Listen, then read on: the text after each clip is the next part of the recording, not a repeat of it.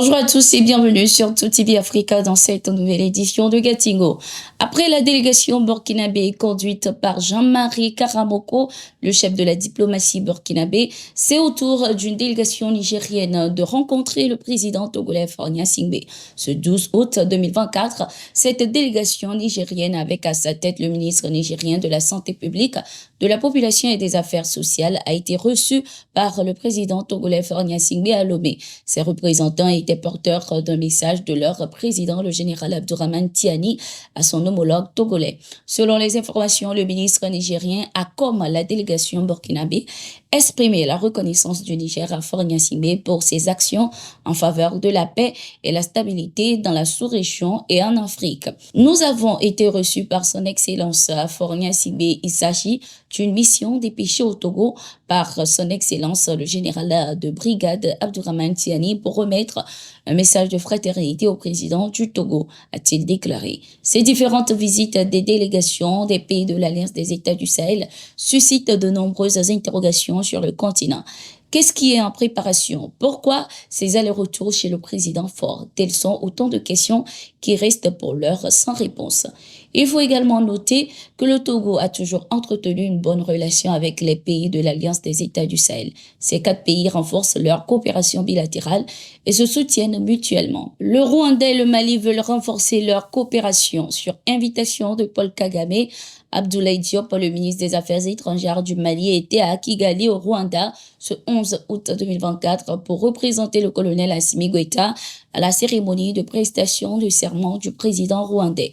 Une rencontre entre Paul Kagame et le ministre malien des Affaires étrangères a permis d'aborder des sujets relatifs à la coopération entre les deux pays. Le chef de la diplomatie malienne avait transmis les félicitations de son président, le colonel Assimi Goïta, à Paul Kagame pour sa réélection. Après sa cérémonie d'investiture, le président rwandais avait eu des échanges à huis clos avec les présidents et représentants présents, notamment Denis Sassou Nguesso, président du Congo-Brazzaville, avec qui il a passé en revue leur coopération bilatérale.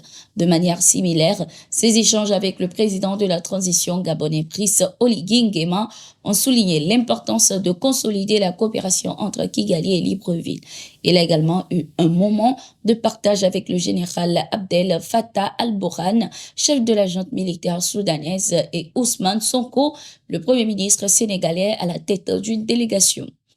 Paul Kagame a été élu pour un 4e mandat à la tête du Rwanda avec plus de 99% des voix. Il est à la tête du pays depuis la fin du génocide Hutu et Tutsi. La cérémonie d'investiture s'est déroulée ce 11 août 2024. La Cour pénale internationale CPI vient de reporter le verdict d'Alassane Abdoul Aziz. Initialement prévu pour le 28 août 2024, l'audience de détermination de la peine de cet ancien chef de guerre malien a été reportée au 18 septembre 2024. L'objectif est d'accorder un temps supplémentaire aux avocats pour faire appel du jugement. La CPI décidera en septembre de la peine d'emprisonnement d'Alassane Abdoul Aziz et du montant à verser aux victimes des exactions commises lors des conflits à Tombouctou au nord du Mali. Le 26 juin 2024, Alassane Abdoul Aziz a été reconnu coupable de crimes de guerre et de crimes contre l'humanité. Il est accusé de torture, de traitement humain et de persécution, principalement pendant l'occupation de Tombouctou par Ansar Dine et Al-Qaïda au Maghreb islamique AQMI en 2012. Selon la gravité de ses actions, il risque jusqu'à 30 ans de prison. Ce 13 août 2024, le Premier ministre du Niger, Ali Lamine Zen, à la tête d'une importante délégation de 7 ministres, était en Algérie. L'objectif était de discuter des différents projets avec Abdelmadjid Tebboune, le président algérien. Il s'agissait d'échanger sur le renforcement de la coopération entre les deux pays dans plusieurs domaines. Les deux nations veulent achever les travaux sur la route transsaharienne qui passe par le Niger. Ils veulent également relancer un projet d'une zone franche pour intensifier des échanges commerciaux.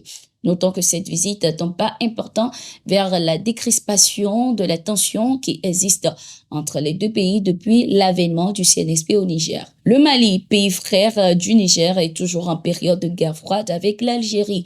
Le gouvernement Tebboune est accusé de soutenir les groupes armés terroristes dans leurs exactions au nord du Mali.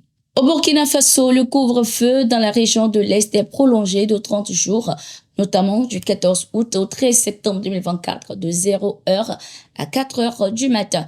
L'information est donnée par le gouverneur de la dite région. L'objectif est d'assurer efficacement la sécurité des personnes et des biens et de prévenir les attaques terroristes dans ces localités. Depuis 2022, certaines localités du Burkina Faso sont soumises à des couvre-feux réguliers. Ces zones font face souvent à des attaques récurrentes des groupes terroristes. Notons qu'il y a quelques jours, le gouvernement burkinabé a annoncé le renforcement de la sécurité sur l'étendue du territoire, surtout dans les villages et communes. La population a été également invitée à collaborer en observant un certain nombre de mesures énumérées par l'État burkinabé. C'était tout pour cette édition. Merci d'être resté avec nous. Nous sommes en continu sur nos différentes plateformes et sur notre site d'information, le www.toafrica.com.